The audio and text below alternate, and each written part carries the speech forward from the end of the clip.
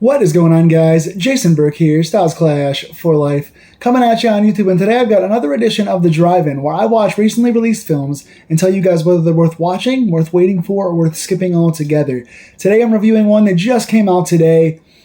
Couldn't be more excited about it. Guilty pleasure of mine. Love this franchise. I'm talking about one that we haven't seen a new edition of for a while, one people are excited about, and one that is just a fun, easy guilty pleasure, cheesy good time. Final Destination Bloodlines, the new release in the Final Destination series for the first time in 10 or 15 years? It's been quite a while since we had a Final Destination movie. This is the first one I got to watch in theaters, I believe, and I was very, very excited to check it out. Again, spoiler free, it just came out today. Today is opening day. I just got back. I just wanted to bring you guys a quick review here. I'm going to do a further in-depth write-up on it on pophorror.com, so go check that out. But I wanted to bring you guys a quick spoiler-free review of Final Destination Bloodlines right here, right now.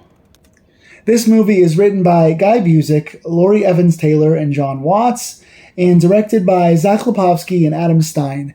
And I don't know much about any of the writer or directing team for this except for Guy Busick. Guy Busick is known for Ready or Not, for Abigail, for Scream. He is one of the main writers for Radio Silence, so he's got really nice horror bloodlines, knows how to do horror comedies, and I was very excited to see what he would do as technology evolves and we get better opportunities for cinematography and death and all these things that go with Final Destination, to see what Guy Busick would do. But I don't know the other two writers or the two directors in this movie. But this film is starring Caitlin Santajuana as Stephanie, Teo Briones as Charlie, and the late Tony Todd in his final role as William Bloodworth.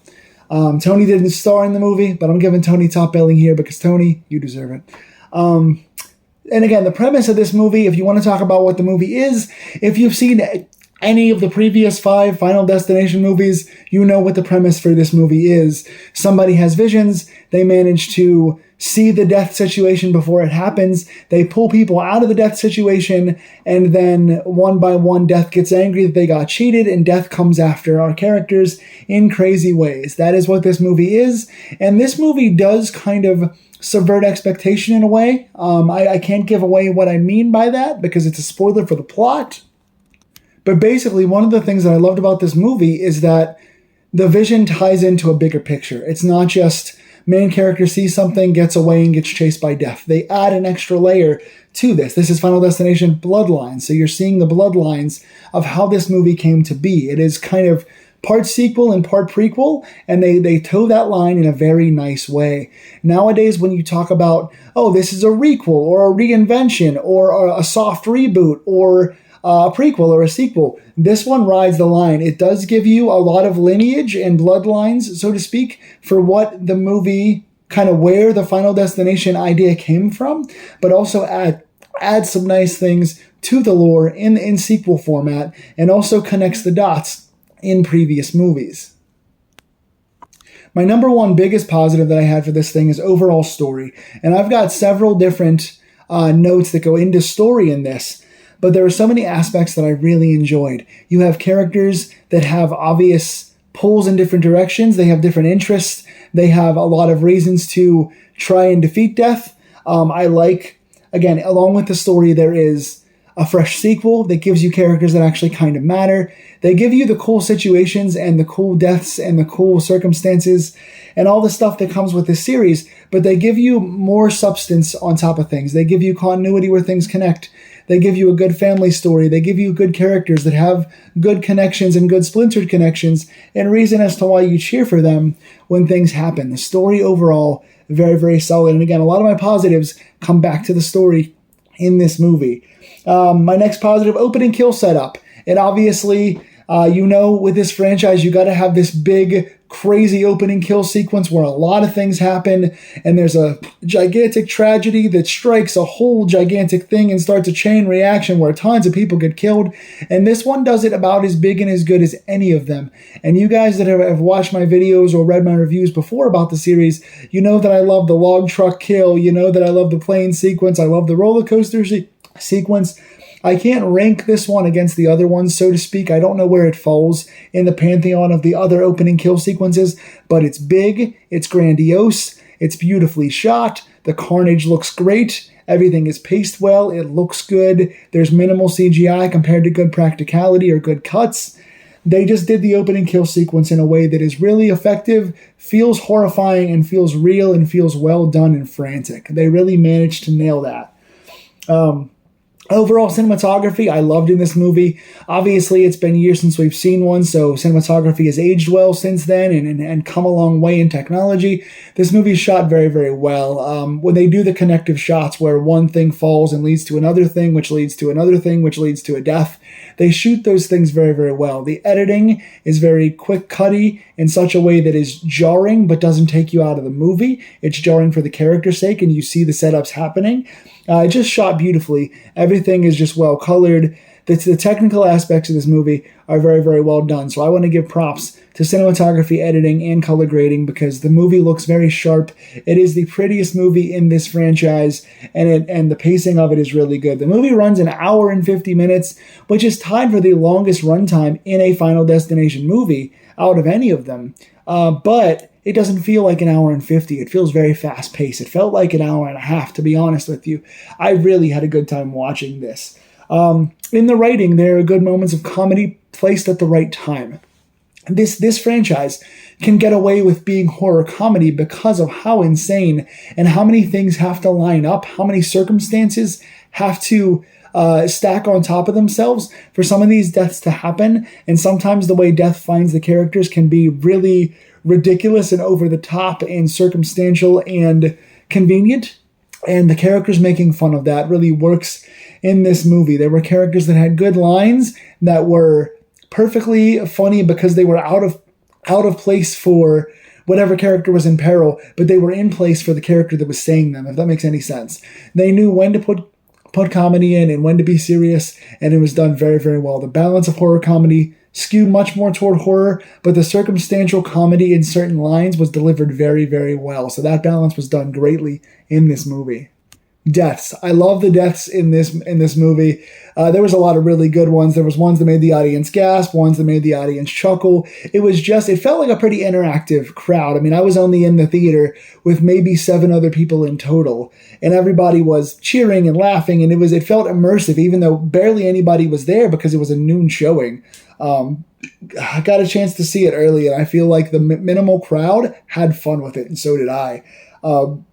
But the deaths overall were very good. I won't spoil any. Obviously, you've seen a couple if you've watched the trailers. They are very good. There are no letdown deaths in this series, in my opinion, in this movie.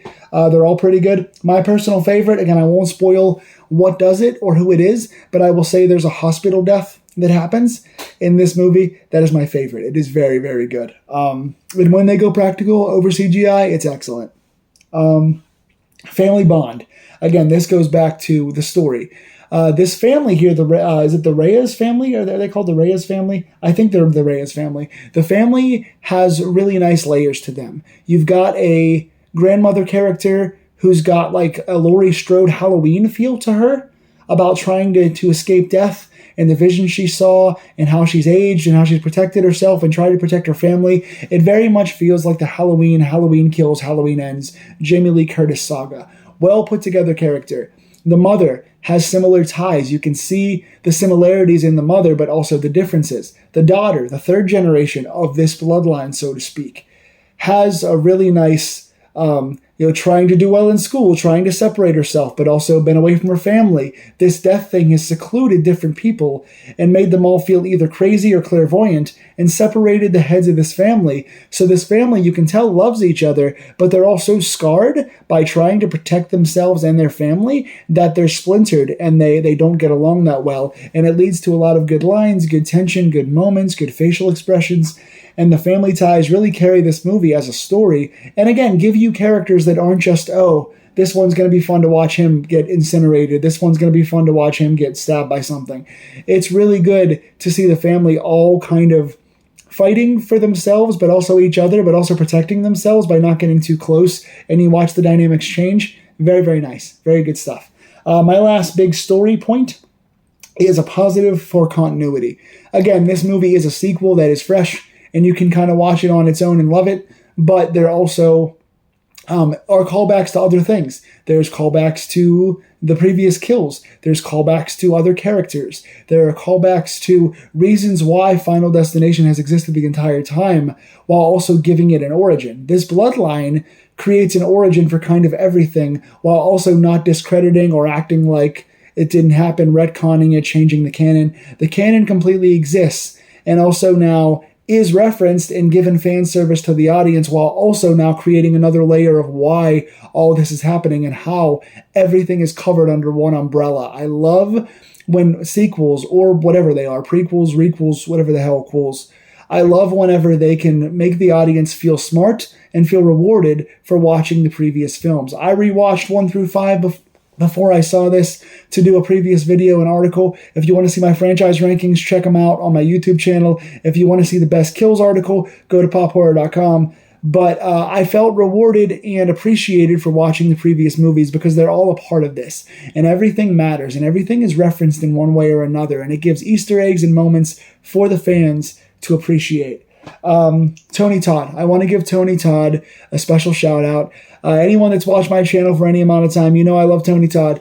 As a person, as an artist, as an actor, Tony Todd has just always been nothing but great. And I just really appreciate seeing his character in this movie. Obviously, by the trailer and by the credits, you guys know he's in there. I'm not going to really tell you exactly what he does. He's reprising William Bloodworth, and he has a moment in there. He has some moments in there that made me a little emotional. I knew when I saw him on screen that I would go, oh, Tony Todd's here. But when he pops up, it's a rewarding thing, and it's also kind of meta. It's also a little bit freaky and a little bit sad, because obviously Tony Todd has been a harbinger of death in this series, and he talks about death and everything, and obviously he died upon completing this movie, and it's his last film. So the meta aspects of what happened in real life crossing over will affect you. If you're a big Tony Todd fan, I wanted to cry, to tear up in the theater a couple of times. And I think that his ending for this series, obviously you know that he can't come back unless they do some kind of de-aging thing or some kind of CGI thing, AI thing, whatever the hell you call it. But obviously his what I think would be his send-off for this series was very fitting. His character made sense in this. His character tied some loose ends up in this, and his character went off into the sunset in some ways, and I won't spoil anything, but I think he ended in a positive way, and he gave some secrets away that make the series make more sense and make it more effective. So really good writing for Tony Todd, a nice way to end his run in this series and in movies in general. Rest in peace, my friend. I will miss you. And then finally, the only negative that I give this movie are just the CGI. There's some kills they have to do CGI because they're so outrageous. They don't linger on the CGI too long. They don't waste a lot of time on it. When it does feel like CGI, it is a little silly. The practical is always good, and the CGI is not lingering too long, but because it is CGI and it does, in small parts, in moments, look fake and take you out of it a little bit, I'm going to give it the only negative for the CGI. Everything else is a positive. So, again, I love this whole franchise, even the bad one. There's one really bad movie in this series, number 4 for me. But the other 4, from very good to okay, I enjoy them all, and I enjoy this one probably as much as any of them.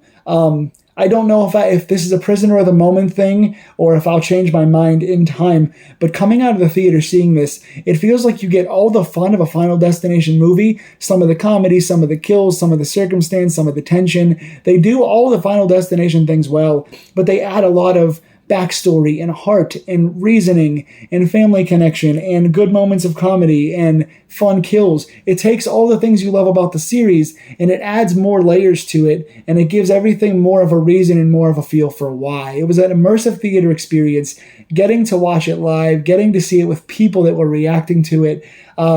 It really aids the process for me. Right now, this sits probably as my number 1 in the franchise. It may wind up going back to 2 or 3 behind the first or third movies. I don't know. But right now, Prisoner of the Moment, I think it's my favorite of the series. I'm going to give this movie an 8 out of 10. If you want to go have a good time, if you like these movies, if you don't like them, you're probably not going to like this one either. But if you like these movies and you want a little more meat on the bone and a little more backstory and character to go with your Final Destination, then you're going to love this. If you like the originals, this one does it even more and does it even better, in my opinion. 8 out of 10 for me. If you saw it already, or if you're seeing it this weekend, tell me in the comments down below if you like it, How do you rank it in the series? Keep it spoiler-free if you can. People are still seeing it for the first time.